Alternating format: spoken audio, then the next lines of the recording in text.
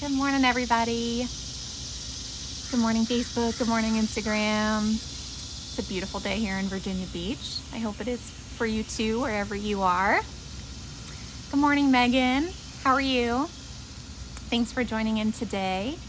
My name is Jess, and I am a weight loss coach with the Keto Fit Weight Loss Coaching for Women, which is a coaching practice that I started a few years ago. So I help women lose weight with a keto diet and mindset and motivation coaching. And I am live with you here today because I just want to share something encouraging with you all. One of my favorite quotes for a little bit of Wednesday wisdom. I hope that it will encourage you and uplift you today in the middle of your week. So I am such a big quote person. I don't know about you guys. I think maybe it's because I'm like a words of affirmation love person. Do you know your love language? If you don't, you can take a free test online. There's 5 love languages, but my primary is words of affirmation. And I think that's why I love quotes so much, because it feels like it's speaking to me. But the quote that I wanted to share with you guys today is one from Sophia Bush. And it says, it's okay to be a work in progress. It's okay to be a masterpiece and a work in progress simultaneously. It's okay to be a masterpiece and a work in progress simultaneously. And I just love this quote. It's one of my favorite of all times because it just hits me so hard. I like to call myself a recovering perfectionist. It's a journey. I fight it every day, that tendency towards perfectionism. And it seems like these are two opposing things. How can you be a masterpiece and a work in progress simultaneously? When I think about a work of art, and if I think like, oh, that's a masterpiece, I would never think like, oh, but it could use a little bit of brushing up over here, or I would change this or that, right? So how can that really be true?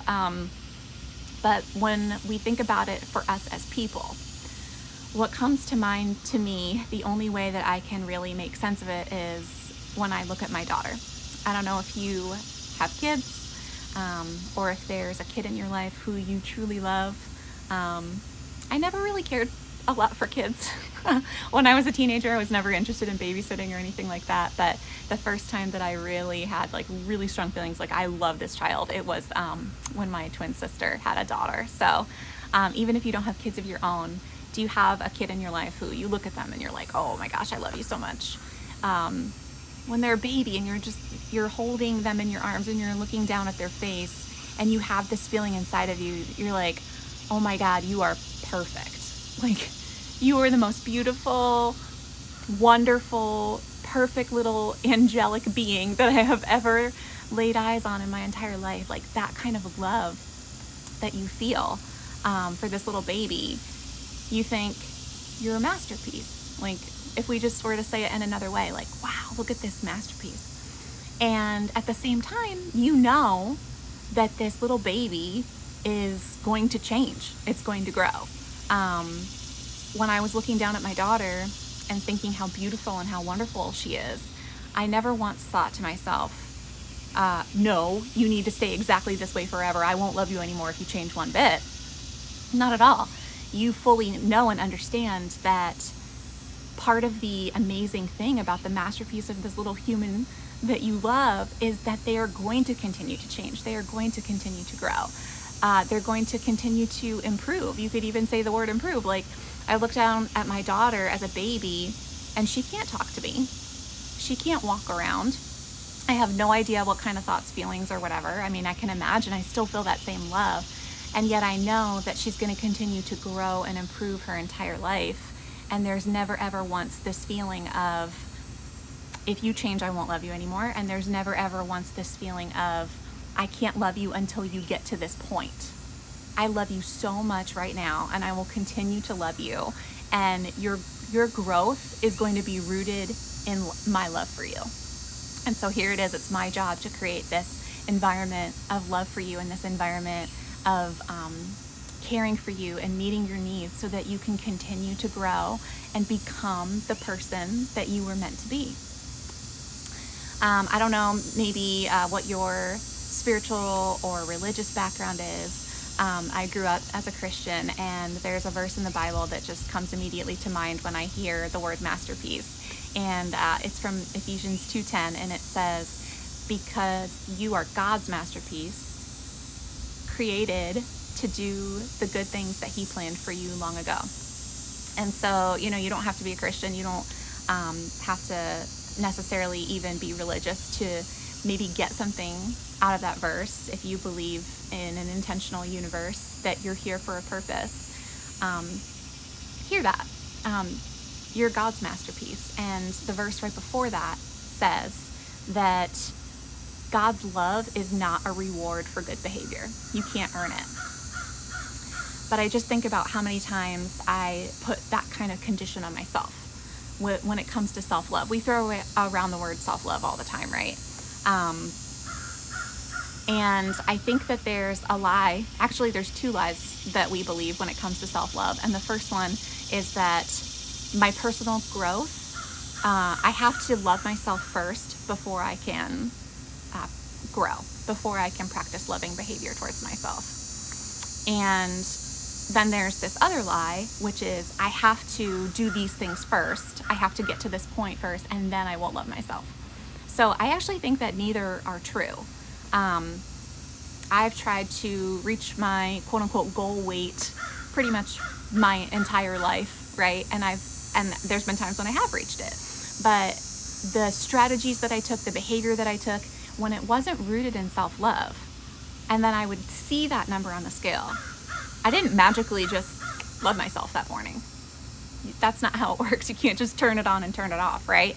But at the same time, I don't think that we can somehow miraculously master loving ourselves perfectly, and we have to wait until that point before we start doing any kind of personal growth work, right? Or even if it is weight loss.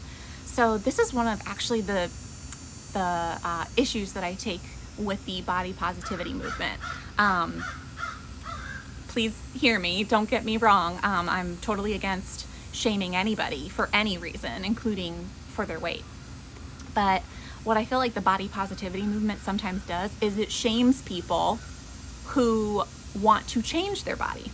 And it kind of says like, oh, you should just love yourself unconditionally right now, no matter what. And you don't need to change anything about yourself and all of that. And I kind of disagree with that. I would never shame someone for wanting to change something about themselves. So here we are tacking more shame on top of shame. So I think that when you know in your heart, I can do better than this, that is rooted in love for yourself. You haven't given up on yourself. You know that you can do better. You want to achieve that full potential that you have, right? And so I would never listen to someone who's saying, I know I can do better than this, and tell them, well, don't even worry about it. Like, just stop. Just don't change anything about yourself. Kind of like me with my daughter as a baby. Like, no, don't do anything. I like you just like this, and you should love yourself just like this, and you should never change anything. I would never say that. Also, if somebody is completely cool and in love with how they are, exactly as they are, I would never, ever, ever say to them, but don't you think you can do better than that? Because that's not love either. But love is listening to that person that you care so much about and affirming what it is that they're telling you as their truth, and then coming alongside of them and saying, okay, well, if you feel that way, how can I partner with you? What can I do? And so even if this is a conversation that you're having together with yourself, that is a beautiful thing. And so at the same time that you know that you are awesome and you are fully loved at this particular stage of your development, it's also loving to look towards the future and to say, but what is all that I can become? What is the purpose that I've been put here for? It's not just about getting to a healthy, it's not just about getting to like a certain weight so that you can feel like you look hot, right? We're past that, come on. It's about having the health and the confidence to live the purpose that you know that you were created for. That's what it's about. So again, one of my favorite quotes, it's okay to be a masterpiece and a work in progress at the same time. This idea of self-love being a journey that is, that love is kind of cyclical with your actions. is something that I like to explore with my clients all the time. Love is more an action than it is a feeling. And then the feeling of love follows the right actions, right? If you're in a relationship with anybody in your life, I don't care who it is, partner, kid, parents, best friend, whoever, they're a human, you're a human. You don't always, every single second of the day, look at that person who you know that you love and think, oh my God, I love you so much, right? There are times when they get on your nerves. There are times when you're just so over it. You don't feel any kind of feelings of love. But at the same time, you know that you can practice love, that you can act with love, loving behavior. And a lot of times when you do that, then the feelings of love follow suit. So if you feel, even today, if you feel like you hate yourself, my advice to you would not be just tell yourself you love yourself. Just change your mind. Like, you can't just change your mind. A lot of times it's when we get into our bodies, when we actually do something, physical action, do something loving towards yourself, then the feeling will follow. And that is the real, that's where the rubber meets the road, right? It's your actions. It's not just your thoughts or your feelings that count for anything, but it's your actions that really matter. So when you practice love towards yourself today, you love yourself, whether you feel it or not. That's the truth. When you eat foods that make your body feel good instead of foods that make your body feel crappy, you love yourself, even if you don't feel like it. When you go to bed at a good time and get enough sleep, you love yourself, even though you don't feel like it. When you drink water instead of, more soda or alcohol or whatever, when you give your body what, lost you guys there for a second, so sorry about that. But that is what is love towards yourself. So I hope that this has been encouraging for you guys today. Again, my name is Jess. I'm from the Keto Fit Weight Loss Coaching for Women. And this type of thing is what I love to do. I'm about the practical as well as the personal, about the outer behavior as well as the mindset shifts that are necessary in order to keep that behavior change going. So thanks for tuning in today. Does anybody have any questions while we're here live? If you do have any follow-up questions about keto or about coaching, you can DM me anytime at the Keto Fit on Facebook and on Instagram. And also just wanted to let you guys know that I am a personal coach. I know I said it before, but I have group coaching as well as one-on-one coaching. And I have a new round of group coaching starting up right after Labor Day. If you're interested, all you have to do is DM me to get started. And also wanted to let you guys know that regardless of whether you're interested in coaching or not, I actually have a freebie for you guys today. So it is a Keto Kickstart PDF, and you can access that by heading on over to my Instagram highlights. It's right there for you. And then also it's in my link tree in my profile, so you can click on that. And then if you're on Facebook, if you are on my page, it's pinned to the very top of my feed so that you can access that really easily.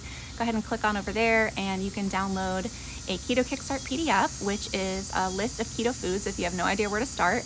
It's a comprehensive list. It's also got carb counts for all of those foods. And just in general, if you have no idea where to start, just start with eating the foods on that list and keeping track of your carbs. You're going to want to stay under 50 total carbs or under 20 net carbs per day to get yourself into a state of ketosis and experience how amazing that is. And there's also 47 recipes for you guys in there. So I'm here to serve you guys with whatever free content that I can. The practical, like that PDF, as well as the mindset shifts, such as talking about self-love and practicing more healthy mindsets. So again, thanks for tuning in today, and I'm going to be coming at you live again tomorrow and the rest of this week, and I will see you guys soon.